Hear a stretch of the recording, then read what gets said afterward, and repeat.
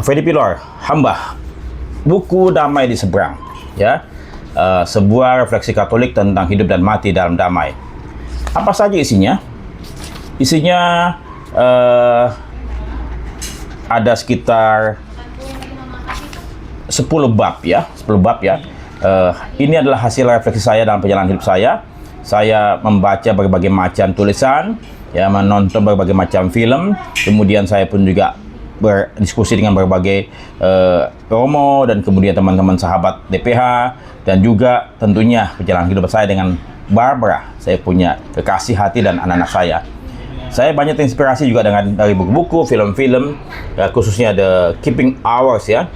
Bab pertama membahas mengenai pemilik napas, bahwa kita hidup ini bukanlah milik kita.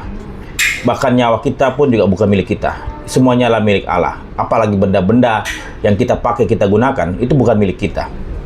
Ya, lahir telanjang, mati telanjang. Ya, itu semua. Hidup ini singkat, bersiaplah. Karena kita tidak tahu bahwa hidup ini yang katakanlah 80 tahun mungkin buat kita lama sekali, tapi mungkin bagi surga, alam baka, 80 tahun mungkin hanya 1 menit di alam baka. Ya, jadi hidup ini hanya sesaat, tetapi alam baka selamanya. Jadi bersiaplah. Kita pasti mati, bab 3-nya. Bersabarlah. Jadi jangan khawatir, ya. Jangan tergesa-gesa. Jangan ingin menghabisi. Kalau Anda ingin menghabisi Anda punya hidup, Anda akan langsung masuk ke dalam neraka. Karena napas kita, hidup kita bukan milik kita. Ya.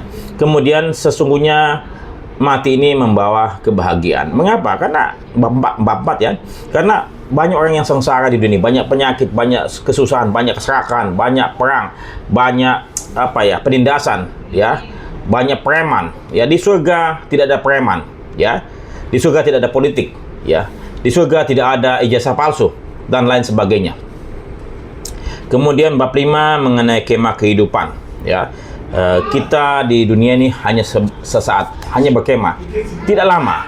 Kemudian bab 6 saya tulis mengenai cukup, ya. Saya membaca saya terinspirasi dengan dia punya kehidupan Nick Vujicic, ya. Itu saya coba tulis semua, kemudian menjadi tua, ya. Saya pun juga menjelang lansia, dan tua adalah anugerah, ya. Jangan sampai kita tidak mau tua, karena kita pasti akan tua dan akan mati. Dan juga saya punya keinginan, bab 8, the bucket list, ya. Apa impian saya, apa impian Anda.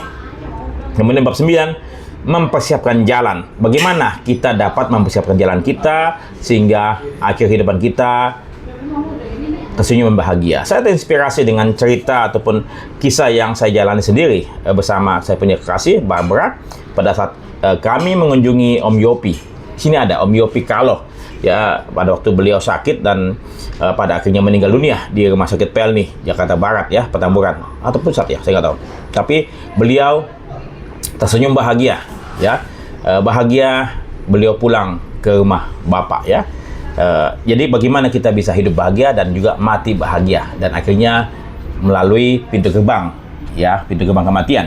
Kemudian bab 10 terkait dengan kematian dan alam baka. Jadi terus saja saya pun juga tidak tahu apakah tulisan saya ini benar atau tidak, ya, tapi kemudian saya hanya mempercayakan kepada Tuhan, supaya Tuhan pun juga kalau misalnya saya salah, ya, ampuni dosa saya.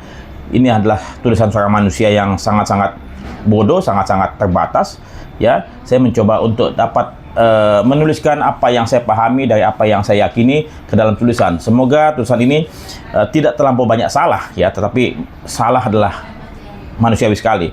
Saya mohon maaf kepada Tuhan dan kepada teman-teman semua, kepada sahabat-sahabat semua. Jadi kematian dan alam baka, kematian adalah sesuatu yang pasti, tidak perlu kita takutkan, ya. Dan semoga buku ini bermanfaat bagi Anda semua.